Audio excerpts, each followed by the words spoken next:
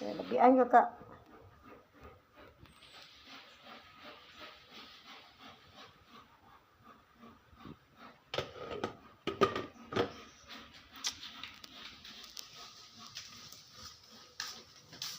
Musta man imong gisugba na sila? Ha? Ay kaya mo luto na na. Ito matol. Samutay ko ano. Kay tinidor. So, gamay baboy kaya makatilaw pag bahong baboy ning bagong balay na to. Bagong payag nga wala pa dyan na human. Amo ninggi. Pali ano sinugbang baboy kaya ron man limaho guys.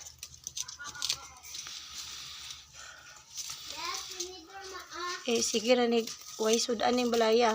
Sukad papuyon man ni 1 week na men eh. Isa man mo ikuha. Ato hinlo. Hugasan nila.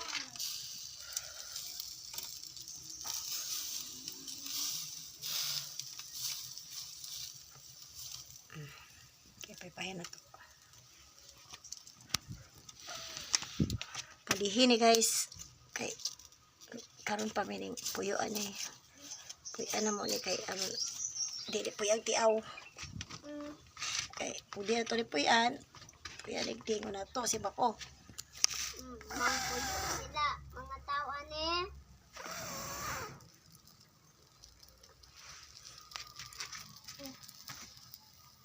Kuha na magidali. So kay riyo ganahan og sinugbang baboy nga bulingon.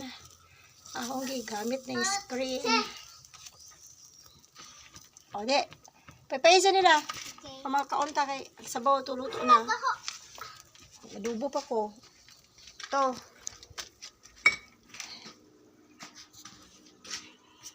Yasin na mo kay. Wala may ref guys. So mo na mong payag diri sa tawa na guys. Kami mahilo na guys. Kaya mga pay pag-construct. Mga 1 month ago ni gigama. So, simple ra. Importante namin mahigdaan. Wala namin din sa panglaw. So, mauni guys. Update. Wala pa dyan ni. Layo pa rin tinuod. Okay. Ang importante na ba, since 2022, August 8, 2022, this was constructed. But it was stopped because by October 2022, I had to give birth to Faith Every. So I had to stop constructing this house here in Tawala. And then I decided to just let it, the most important thing is we have our simple toilet here.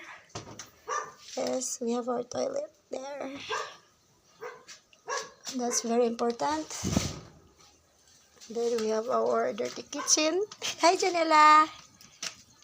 What are you doing? Huh? What are you doing? And I'm grilling pork. Pork. I'm grilling pork. Grilling pork. Grill. Pork. Meat. So yeah, this is our life here guys in Tawala, Buglao. Just a quick update. And this is our weekend days here. So bye bye. Limaho na dyan ng haling na kung sinina anak. Fet! Anyway, bye guys. I'm not in the best face because I'm very busy today.